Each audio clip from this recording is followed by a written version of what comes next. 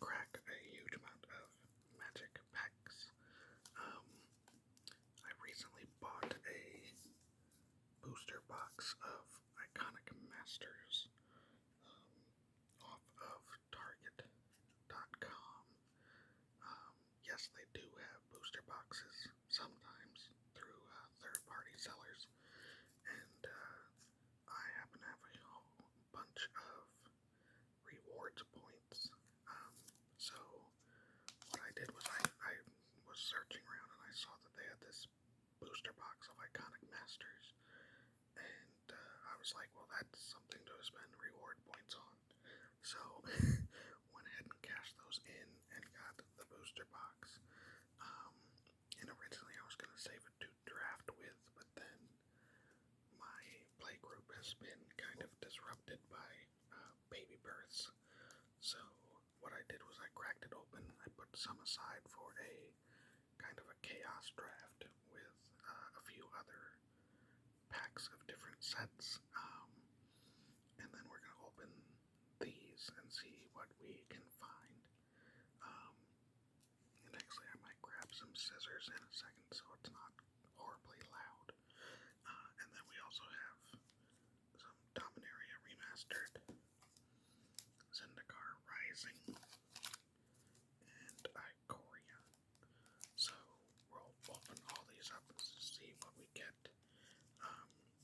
These other packs, once a year basically, me and a couple other guys from the play group go on a weekend camping trip, and what we do every year is I save up boosters and we basically do a sealed like brawl commander thing. We basically only play commander, so what we do is we make, I'll buy a whole bunch of packs and we do I'll basically divvy out the packs and then we make brawl decks. So 60 card commander basically. So these are extras right now that I picked up for that, and then ended up picking up other packs from other sets to kind of fill in, because what I'll do is I'll try to get things from like not so much fat packs but like pre-release packs, and I'll pre-release comes with 6 packs, so there's 3 of us that do this, so that's 2 packs per. So I'll get some of those, and then throughout the year, I might replace something with a newer set, or take out a chunky set and replace those packs with something else. Like I recently, I had some packs of Murderers at Karlov Manor. Everybody hated that set, so what I did was I went through the box that I have saved up for that trip, and I just went ahead and opened those packs and replaced them with better things. So actually, tell you what, I opened this one a little bit ago. This one's already open. So we'll take a look at these. We have Dragon's Egg, Emerge Unscathed, which was a card that I'd honestly never seen before. This would be really good for my feather deck. I might have to put that in there. Ultradia's Breath. Wrench Mind. That's an interesting artwork. And this set's from 2017 per the copyright here. Timberland Guide. Turkwood Baloth. Fury Charm. Claustrophobia. White of Precinct 6. This is really good. This will be going in my zombie deck. It's a 2-drop, and he gets +1/+1 for each creature card in your opponent's graveyards. So for a commander game, I mean, that's crazy. Crazy good zombie. Phantom Tiger. Assault Formation, which is great for defender decks. Electrolyze. This was the best one out of the pack, the Thran Domino. Tap for 3, so it's just, more expensive than a Soul Ring because it's 4-drop, but tap is ridiculous. A Nimbus Maze. And our foil was this Roshin Meanderer, which is actually pretty good. You can tap him for 4 colorless. You can only spend it on costs that contain an X, but I mean, you know, he's a 4-drop initially, but tapping it for 4 to get, to put towards your X spells is really great. So, and we had Digin Monk token. So tell you what, let me put a brief pause and go get some scissors so we're not making horrible noise. And we will open up the rest of these packs. I did open a couple. One thing I got a lot of, just because it's good for Brawl and Commander legendary creatures, was March of the Machine. Unfortunately, or fortunately for us, realistically, I opened these 2 packs and it had the same legendary creature in both. So, better that I open these now and that we're not stuck with people trying to make a deck out of Dina Soulsteeper, because that would suck. No offense, but she's not a great legendary. So, let me go grab those scissors. I'll be right back. So I think what we'll do first is open the Zendikar Rising. I feel like that'll be the most meh out of all the offerings here. These are actually kitchen shears. They're excellent scissors.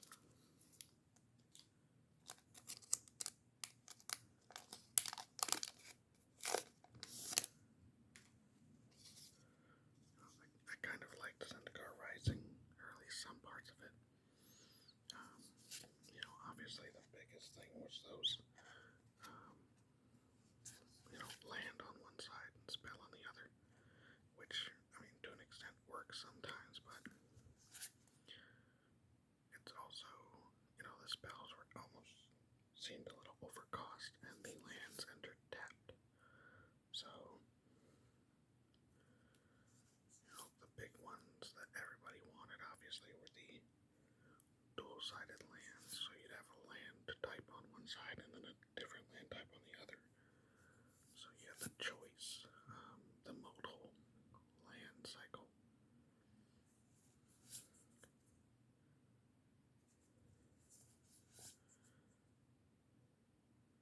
But apart from that, I can't remember too many big ticket, things. Oh, hey, Scion on the Swarm. I don't know if any of you guys play the Puzzle Masters Magic game on mobile. I know most people probably play Arena. See, so this has a creature on one side and a land on the other. Felidar Retreat. That's a very good rare there. Landfall, you create a 2/2 white beast creature or put a 1/1 counter on each creature you control, and they gain vigilance until end of turn. Very, very good card. And we got a full art Plains, so that's not bad. And sometimes I'll just draw on these if I need a token. Otherwise, I don't know, those blank, I don't know. Those blank ones are not the most useful.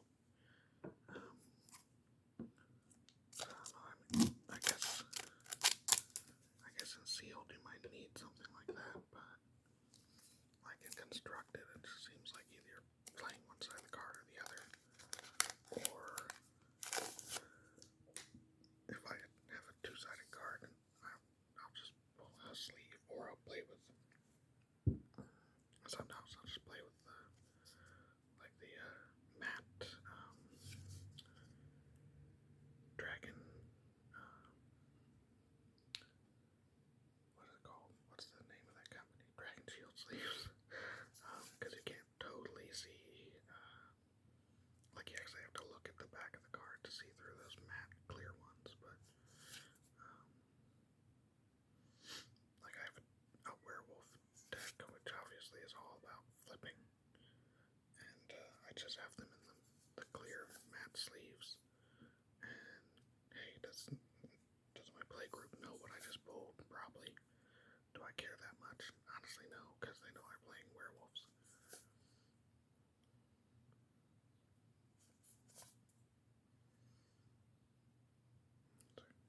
Cute troll warrior.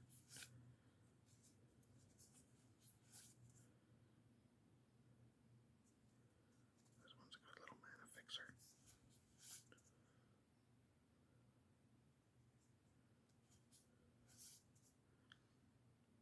Let's see, this one's a cleric and then a plains on the other side. Let's see, soul shatter. Each opponent sacrifices a creature or planeswalker with the highest converted mana cost among creatures and planeswalkers they control. So that's a good removal spell. And a full art forest and an insect. He's got some fur on him. I think this set was all full art lands if I remember correctly, since that was a big selling point of the original Zendikar block.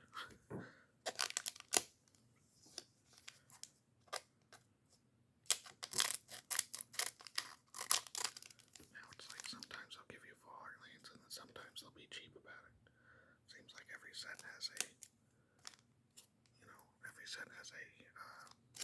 playset of full art lands, but they will also have a playset of not full art lands, and you will get one or the other. It's like, why not just do full art lands?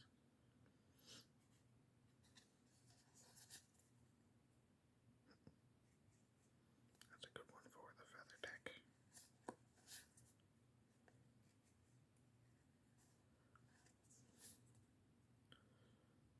Got a good amount of kicker in here.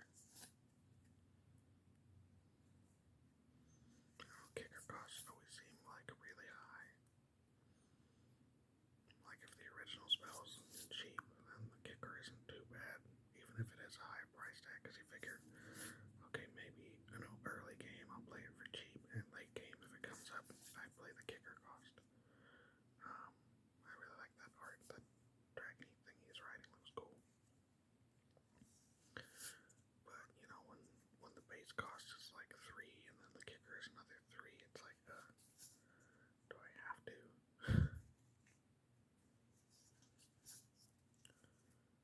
This is a pretty good one. This is a board wipe or a enter the battlefield tapped plains.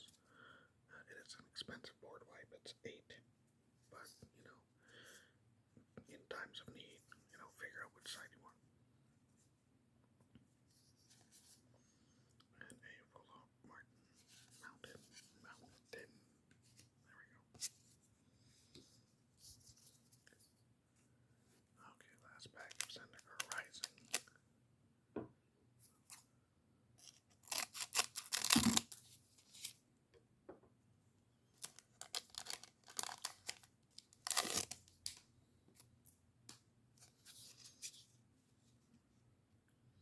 Weird how the goblins in this set have little pointy heads.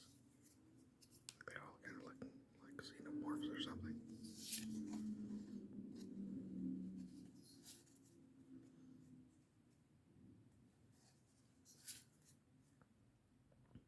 I always like the look of this card. It's like the bat has horns coming out of its eyes.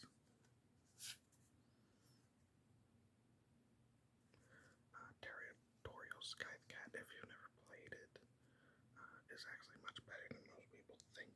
A lot of people seem to just breeze over this landfall, thinking that it's 1/1 until end of turn, but for Territorial Scythecat, it's a 1/1 counter for the landfall. I know there is another cat that's similar and also in green, where it is just 1/1 until end of turn. So I think people get confused between the two. And just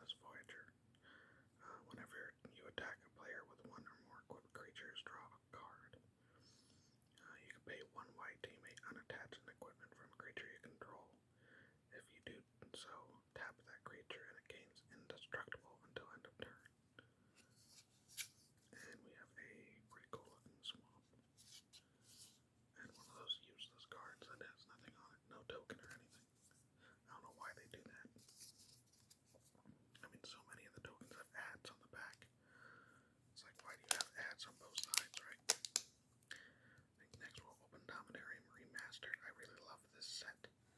I love all the Dominarium sets except for United, because that was, I don't know, that set just felt really small and unimpressive. I don't know if you felt the same way. But, I've been playing since basically the beginning. When I first started playing Magic, it was around the time of Revised. And I, keenly remember calling around to different comic book shops to see where I could get a Ice Age starter deck. Back when we all thought that was going to be great, and then you had cumulative upkeep. And then it was like, oh, this ain't that fun.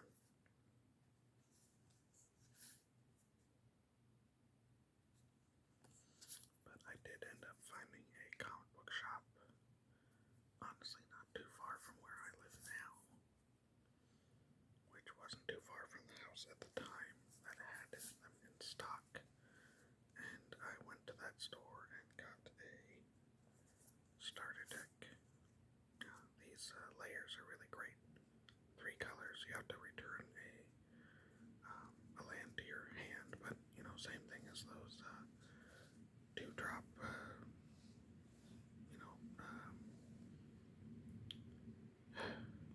I want to say clan, but the Ravnica clans.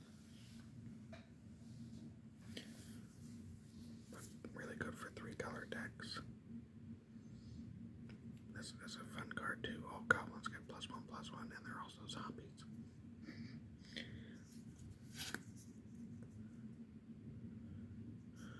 So yeah, I did find that. Oh, target player takes 2 extra turns after this one time stretch.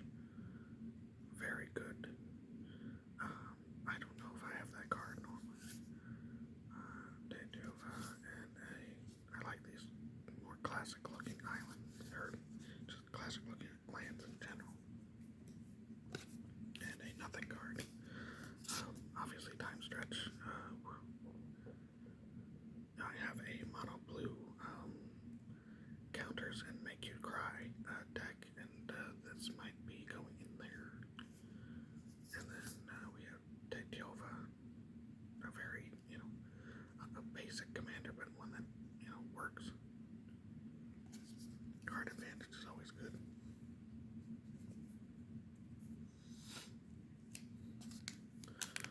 But, it was fun getting this Dominaria Remastered set after, so many years away from Dominaria as the core plane for Magic sets.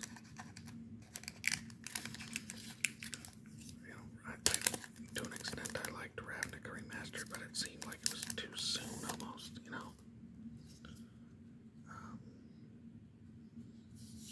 Nowadays it's like we return to Ravnica too much. So I think it kind of lost some of the fun that you got out of seeing these old cards that you just hadn't seen in forever and ever. Whereas the Ravnica stuff, I mean, you can still kind of easily pick up Ravnica sets for normal prices. I mean, you can, maybe not the great ones, but you can go get some Dragon's Maze, or right now, obviously, you can buy a bunch of Murderers if you're an idiot. A lot of the same cards in these sometimes. These were just switched last time. This seems like the layer I get the most, unfortunately. Windborn Muse. Creatures can't attack you unless their controller pays 2 for each creature they control that's attacking you.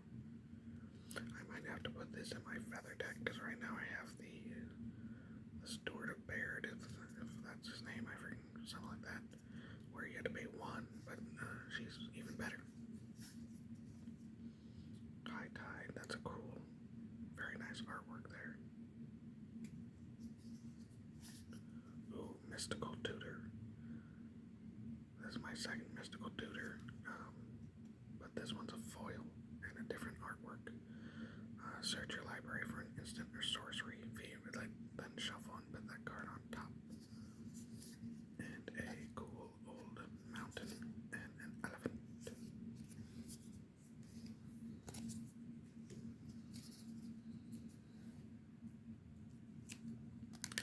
Last pack of Dominaria.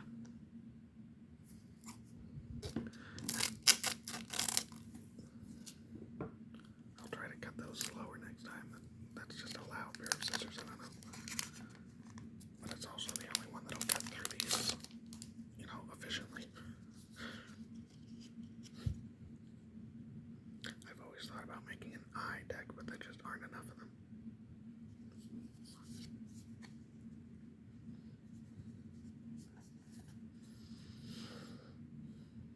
I recently made a cycling deck where the entire point of the deck is to basically cycle as many cards as humanly possible, and then play Herald of the Forgotten, which, if you have not seen him, he's I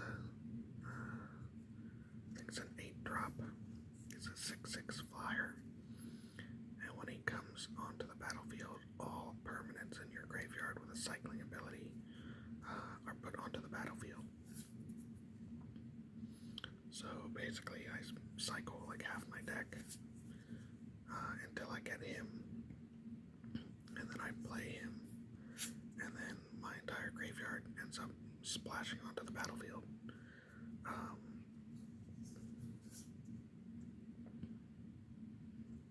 It seems weird that they have something that like recent in there, But anyways, Hinterland Harbor, that's always good. Warfang Drake, like this, an island, a nothing card. But so with the cycling deck, all of a sudden I'm putting all those cycled cards onto the battlefield. I did just a test game to see if it was working right, if I have the right amount of cycle cards, and I put a few cards that just let me discard and draw a card just in case I don't have cycling in hand. And then I also, it's 3 colors, it's blue, white, and red. So I have anger in there so that, I discard anger into the graveyard and suddenly all my creatures have haste. I have wonder in there, so all my creatures have flying.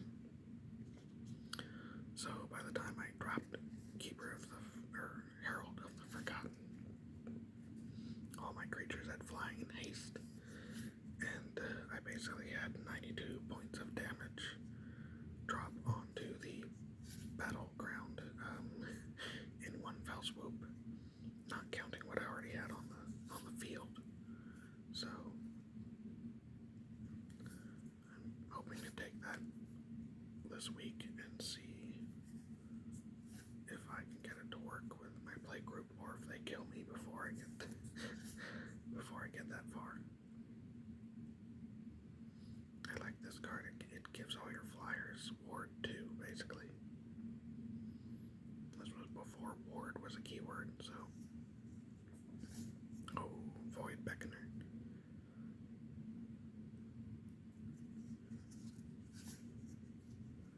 Back for more. Everquill Phoenix. I don't know about you guys, I never really did much with Mutate. Reconnaissance Mission, that's a good card, that's in my cycling deck. And that's a cool looking island. I don't know if I've had that before. And one of those little things that has all the keyword counters.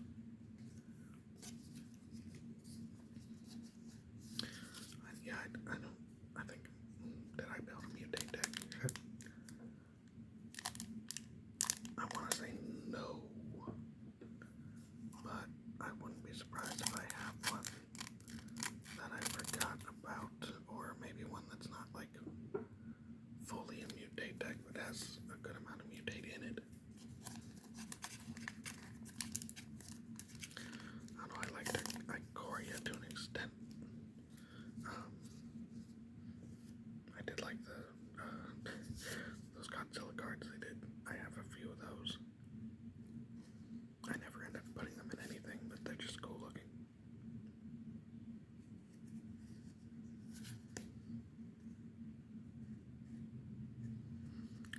I feel like we don't get as much, like, just fantasy-looking art like this as we used to. This isn't my deck. Whenever you cycle another card, you gain 1 life.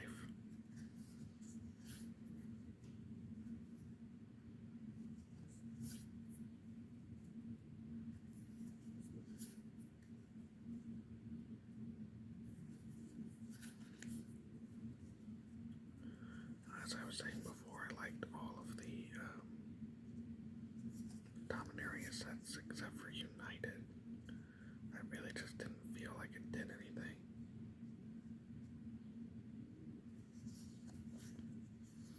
Like, it just felt like such a small set, and I remember being really, oh hey, a trial. That's good stuff. A mountain and a scoured barrens. And a, oh, that's a, I don't think I've ever had that soldier before. But, you know, when they announced Dominaria United, I'll admit I was excited because, you know, the Dominaria set, that first one was really good. I mean, there were so many legendary creatures. It was just very thematic. Like, I bought a buttload of Dominaria, the original. But then United was just so small in comparison. And I know that, you know, United, I think officially was part of the block with, what, Brothers War and, March of the Machine. But it just didn't seem like we got as much out of it.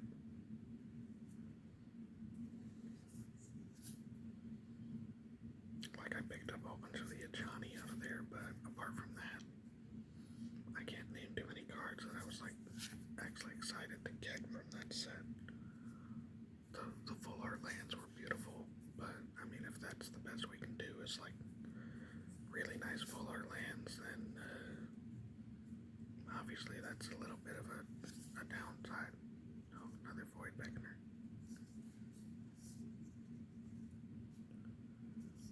We got a alternate art Porcubarret.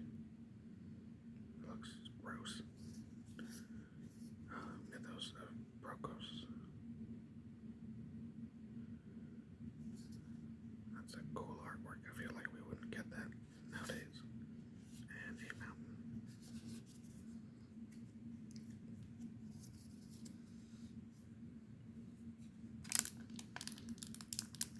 Last set, or last booster, sorry, of Ikoria.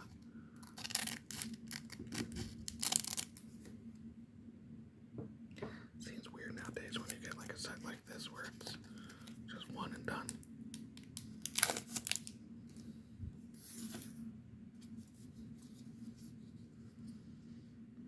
Like nowadays I think they would come out with like Ikoria Monster Hunter if they had the wherewithal and if it had been lined up correctly, right?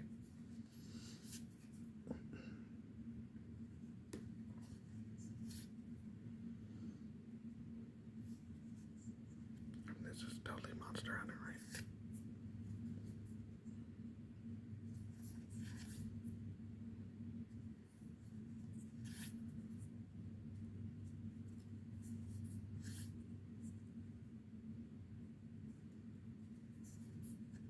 Giant swords and giant creatures.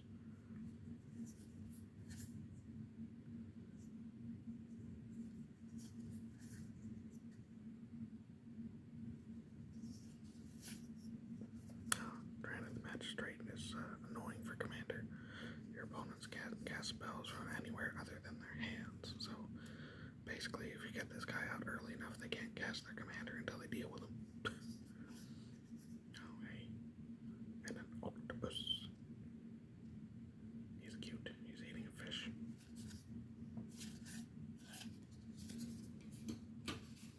Like, look at this. What is the point of this?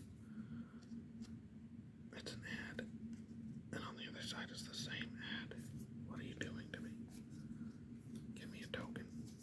Give me something that would be helpful in a sealed environment. Masters. We'll see how lucky we get on these. A couple days ago I was looking on Target.com to see if anybody was, if there were any more of these. There weren't. I guess I got the last one, or towards the end of it. I've had it sitting around for about maybe about 3 or 4 months now.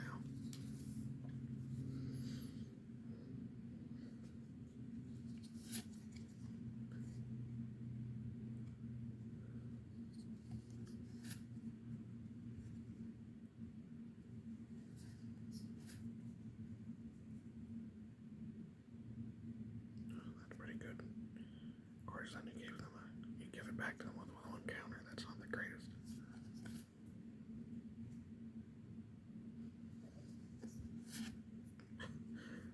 I think I have about 1,000 childhood nights, not gonna lie.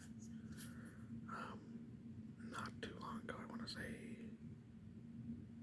maybe 2 years ago, if it's been that long, I went through my entire collection to,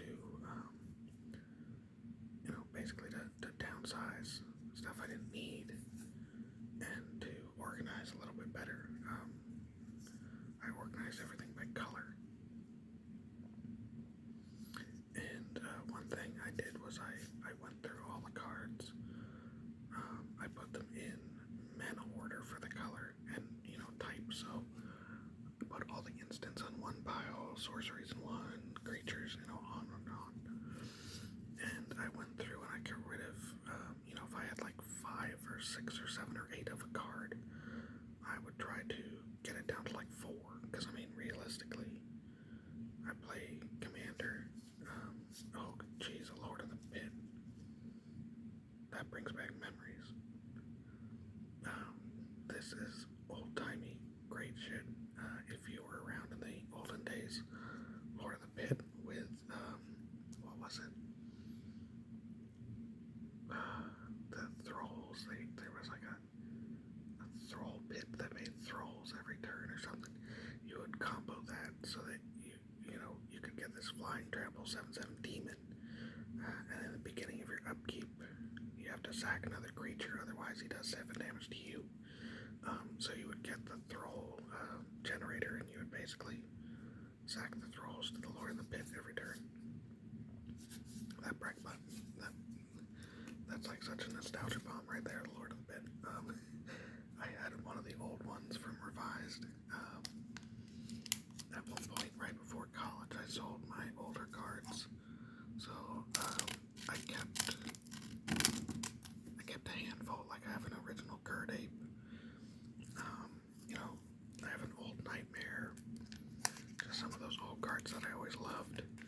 And back then I didn't know what was worth money, so I think I took them into my local comic shop.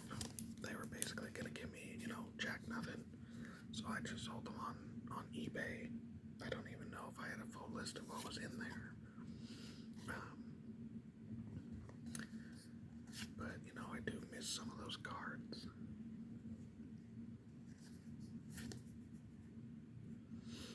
But as I was saying, when I did the cleanup, I did send literally 4.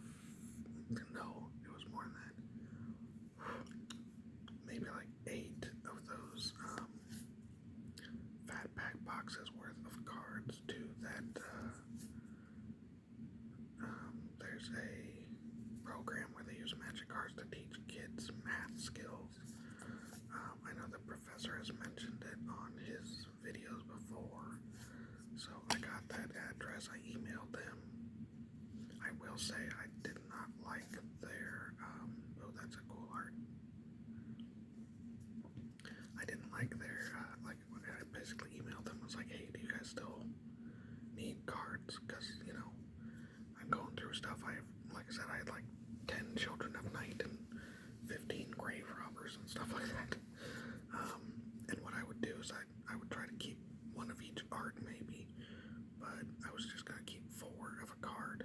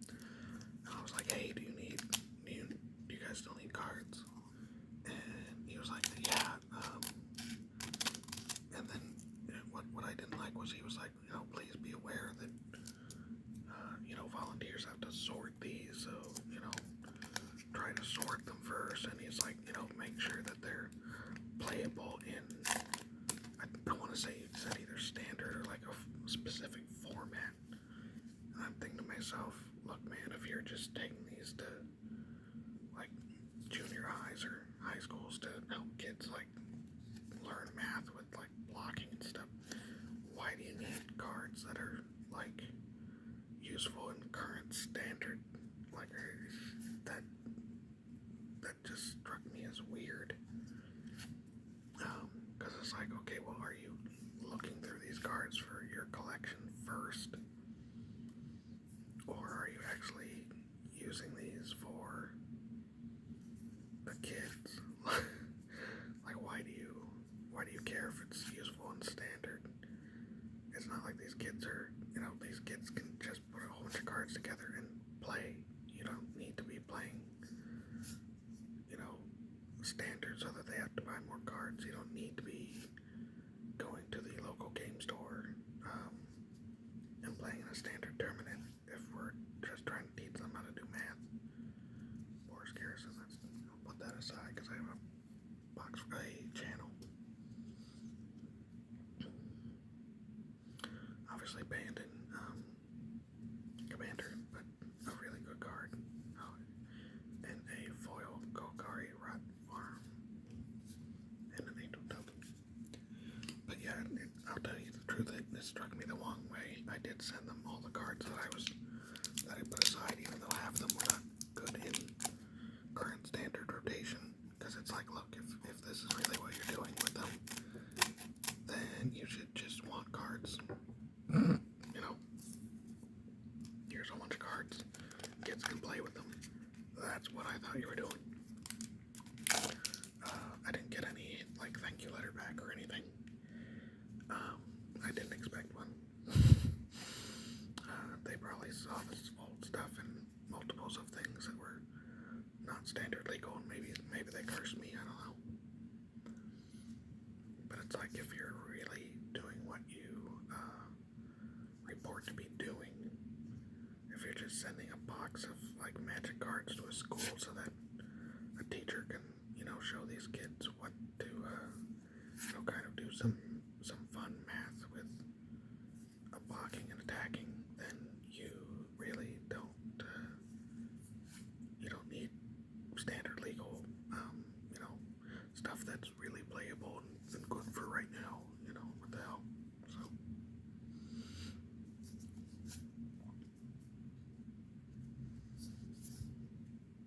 River of Tears.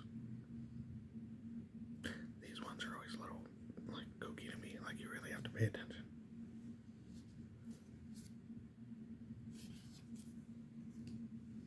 I don't know, I tend not to put lands like these in my decks just because it's like, if I really need the blue, and I have to think about it before I play a land and jack up my mana base. I don't want to have to pay attention to that much. It's one thing if it taps for 2 colors and I don't have to think about it, but it's a whole other thing if I have to do something to trigger that second color and I might accidentally trigger it the wrong way.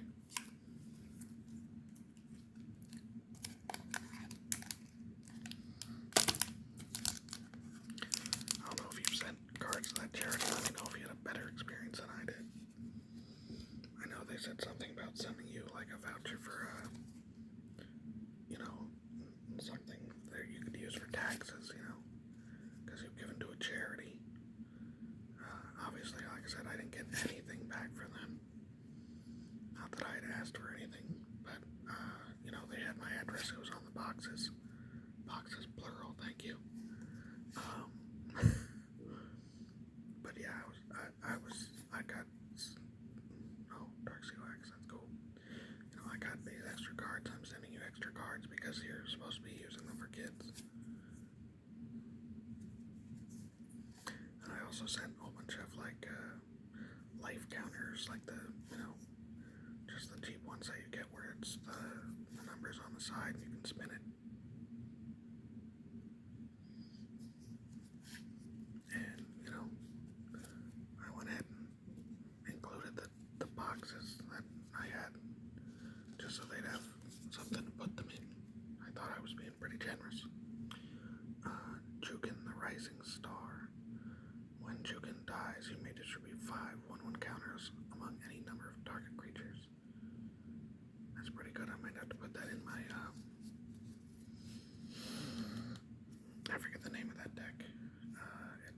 guy where he doesn't lose counters. Briar something. I forget his name. But he doesn't lose counters when he moves from different zones. So as your commander, he takes all of his counters with him to the command zone and back out. So, and he's a 2-drop, I believe. So my entire deck is just a whole bunch of counter generation, trample counters, death touch counters. I think I have one that gives him an indestructible counter. And, I just get him really big and smash stuff.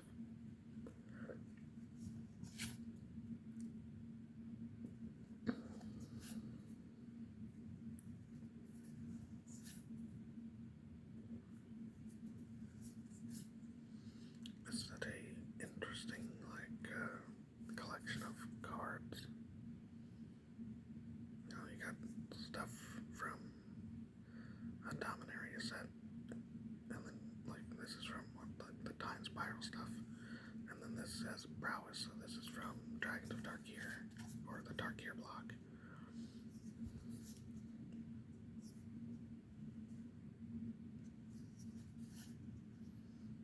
Illusory Angel. I've always liked this card.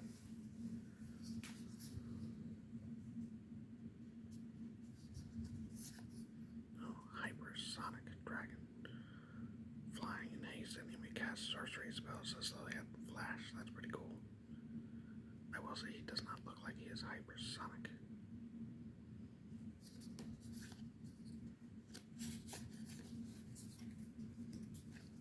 Just looks like he's a regular speed dragon, right?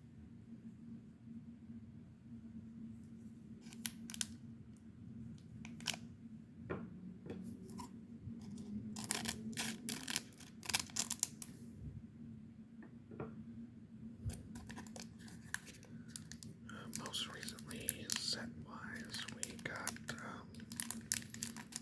Outlaws of Thunder Junction, which I liked.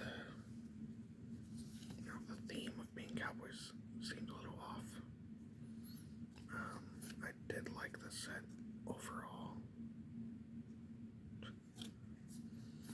It had some good cards in it, and some, the steeds were kind of a cool thought. Though like I said in one post, I don't know why they didn't just bring back horsemanship. I mean, it would have made that one horsemanship card like total garbage, and people probably would have complained. But because I got that one legendary where all your creatures have horsemanship, and if a creature doesn't have horsemanship, I think you can't block him. Something weird like that.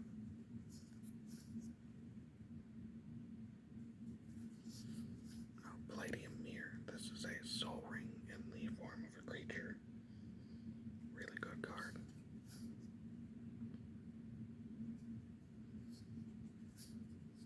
Scourge of Valkus. That's incredible artwork. He's a 5-drop, 4/4 flyer. When Scourge of Valkus or another dragon enters the battlefield under your control, it deals X damage to target creature or player, where X is the number of dragons you control, and he has fire breathing. That'll probably be going in my dragon deck. That's a really cool card. Foil Duress.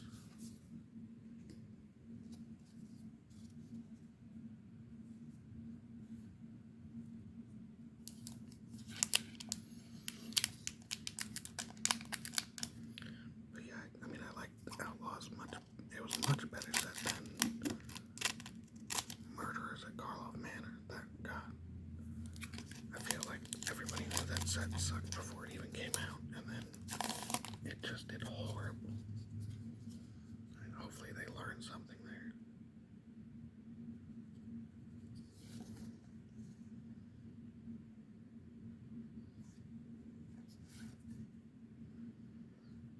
But, Outlaws, as silly as the theme is, not a bad set. We have Modern Horizons 3 coming up in about 2 weeks, as of the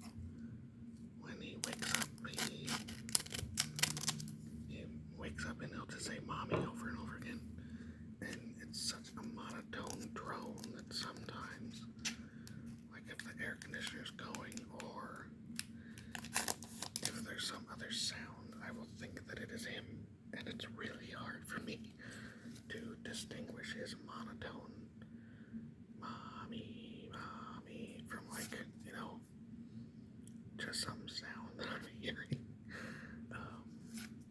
So sometimes I really just have to go to the, you know, outside the door and just really listen, because I can't tell if it is something that I'm actually hearing, or if you're doing that, what's it called, that situation where your brain tries to take, you know, cacophony and put words there.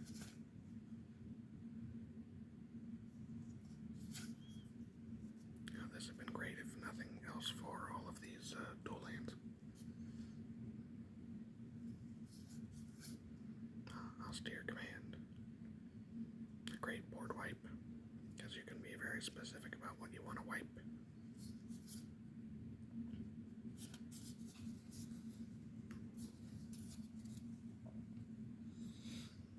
But anyways, I cashed in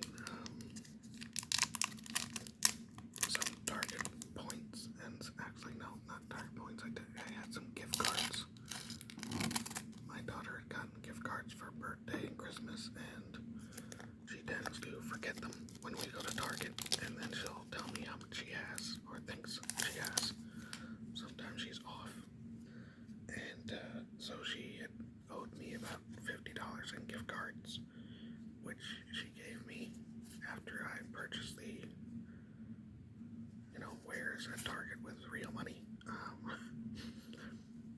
So I cashed those in and got a Modern Horizons 3 bundle, which are selling for $100, basically $99.99. But, you know, that felt like I wasn't sure what else I was going to use the gift cards on.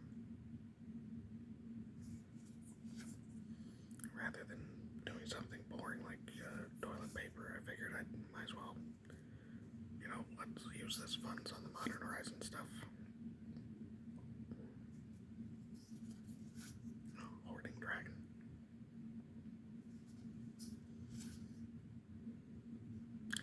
Like, they have slotted this in here as if it's a really great counter spell.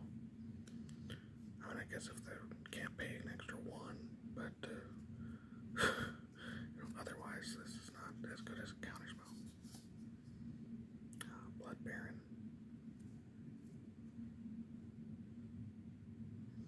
He's really big if you have 30 life and the other person has 10.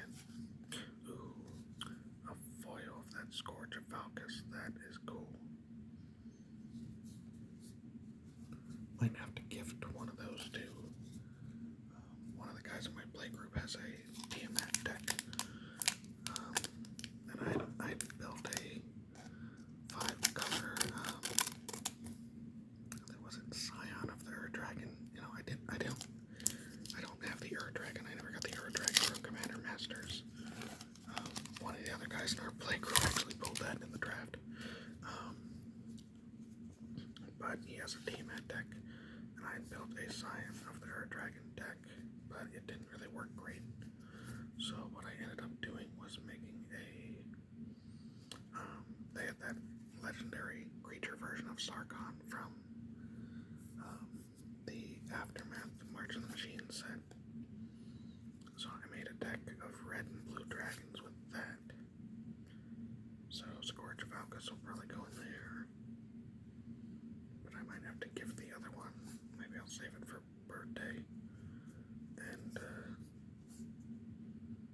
give that to the Tiamat guy.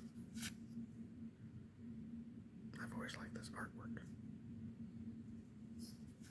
Oh, hey, I've run out of these, so that's good. Oh, hey, Angelica Court, you know, I think I've been looking for this. Yeah. Okay, let's go in my angel deck. Oh, hey, another one of the Dragon Spirits. This one just does damage instead of doing counters. is it for the packs today. That wasn't too bad. We got a couple fun cards in there. I had been looking for that Angelic Accord. And like I said, that Lord of the Pit was Nostalgia Ball. But I hope you guys enjoyed. I had fun cracking the packs. I have this huge wall of cards to put away